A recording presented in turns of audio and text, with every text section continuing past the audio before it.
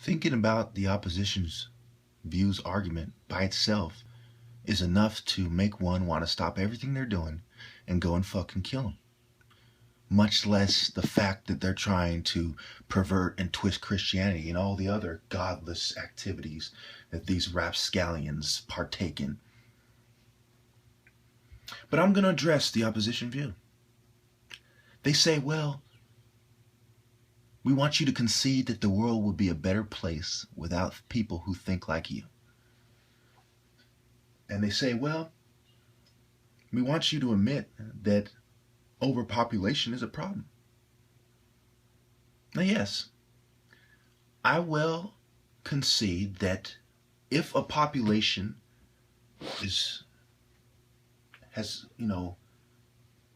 sustainable, keyword sustainable, not not a lie about whether or not you can support this population, but whether it is actually sustainable, then it is a bad thing.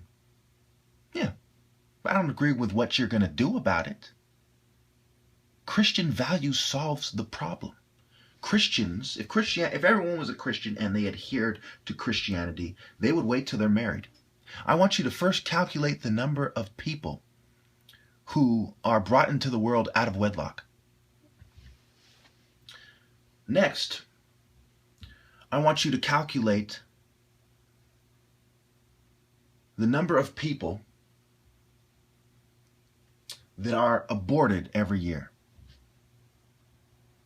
Compare these two numbers. Next, I want you to consider that these numbers are completely irrelevant. Cross them out. Because all that really matters is that a Christian family will look at the world and say, how many children do I want to bring into this world? If everybody has one child or two children, and not everyone is married, some people are priests, the population naturally drops. It's common sense, right?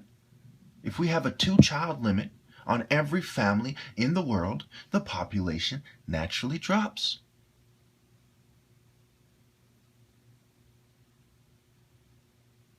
So what happens is that people have as much sex, protected sex, as they can with their wives until they reach that 2nd-child limit. And then they're going to have sex in ways that do not risk having children. It's quite simple, really. I know it seems kind of harsh, right? Make them wait and then limit the sex. But this goes back to selfishness. The selfish thing to do is say, hey, I don't want to do that. I want to kill my baby instead. I want to create a society of mass murdering, baby killing filth instead. So now we're reducing STDs because we're reducing the number of partners, sex partners that people have. We're reducing the spread of STDs naturally.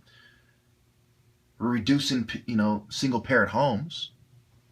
I mean, all these major problems that are plaguing society. This is a better solution than what they are offering. And they're going to pretend that they don't have the power. You have the power to cause Christianity to fall out of favor with humanity, to go on the decline, but you don't have the power to make it rise. Please, you're fucking lying.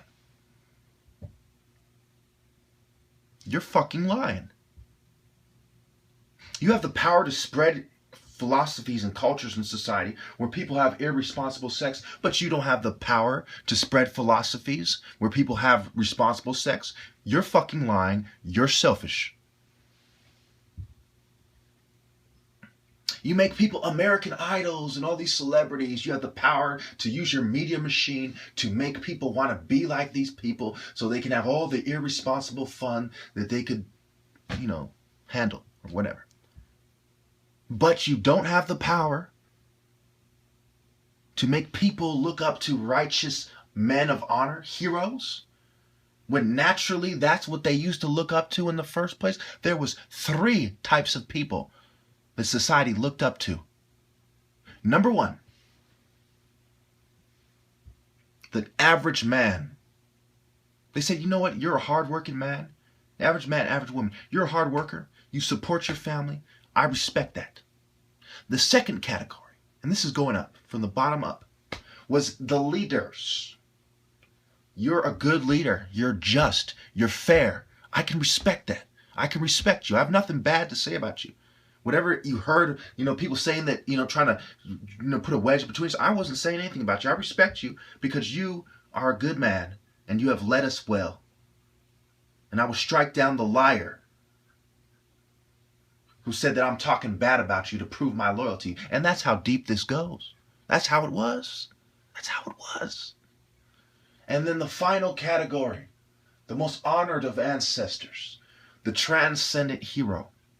I respect you because God has blessed you and you have used those blessings masterfully with great virtue, honor, and tact. And you have done a great deed.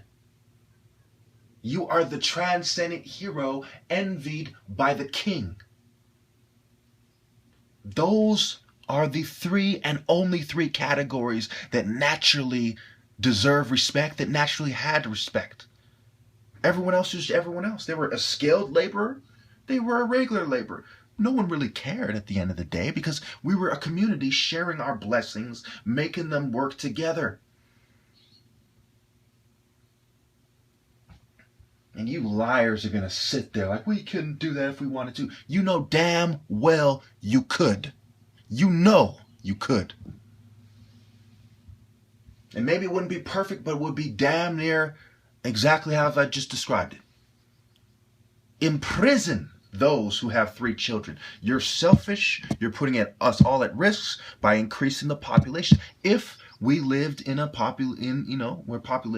world where population was a problem, which I'm not entirely convinced that we do.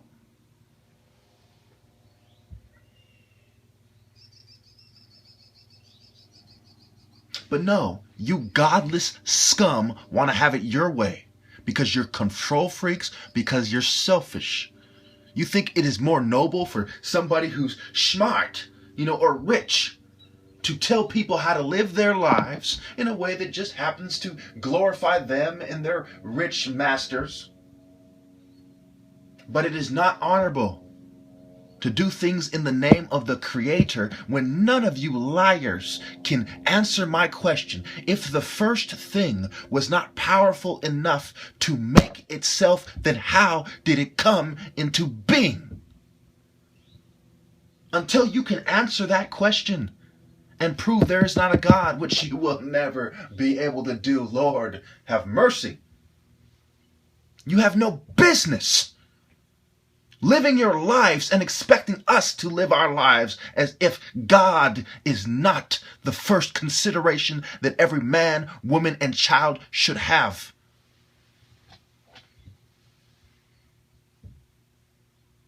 A God who naturally gave us 3 categories of people to respect.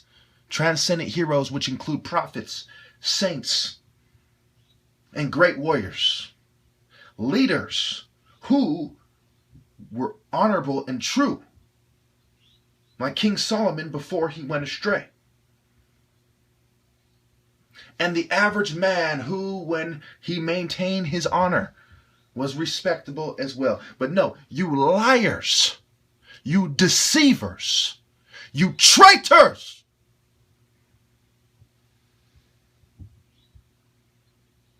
spit on the glory of the Lord, and I will not allow it. Matthew 26 shows you that when the priests were outraged, they would rip their cloths and they would demand punishment when someone committed blasphemy. It was a very serious offense.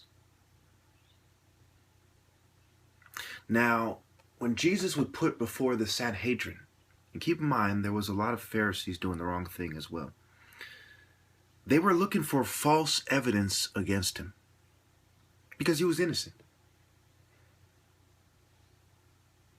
Just like they were looking for, false evidence against me and to claim that I had false beliefs using mental health. You see, priests used to rip their robes because they could not take it.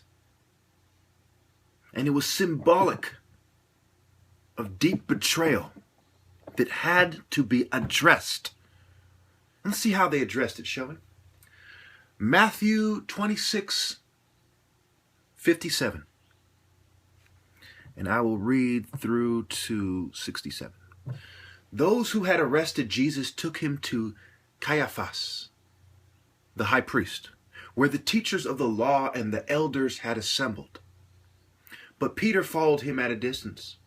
Right up to the courtyard of the high priest, he entered and sat down with the guards to see the outcome.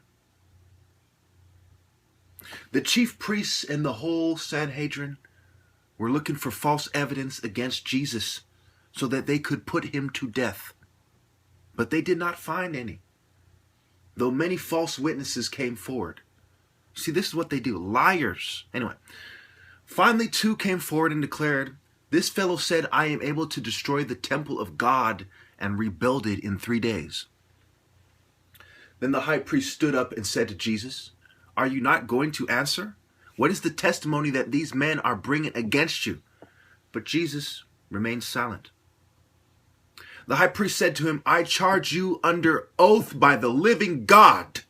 Tell us if you are the Messiah, the Son of God." "You have said so," Jesus replied. "But I say to all of you, from now on you will see the Son of Man sitting at the right hand of the Mighty One and coming on the clouds of heaven." Then the high priest tore his clothes and said, "He has spoken blasphemy. Why do we need any more witnesses? Look now, you have heard the blasphemy. What do you think?" "He is worthy of death," they answered. Then they spit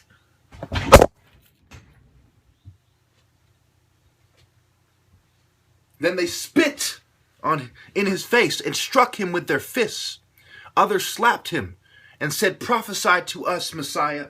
Who hit you?"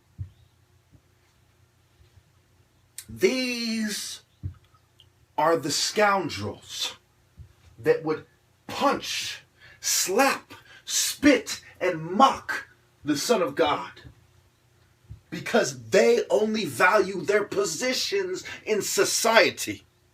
You starting to see how deep this goes? You think I take pleasure in chastising my white brothers, my brown friends, my Asian comrades? You think it makes me feel good? The people they are helping are the same type of scum as the Pharisees who went astray and the Sanhedrin dogs who lay their filthy paws on the Anointed One.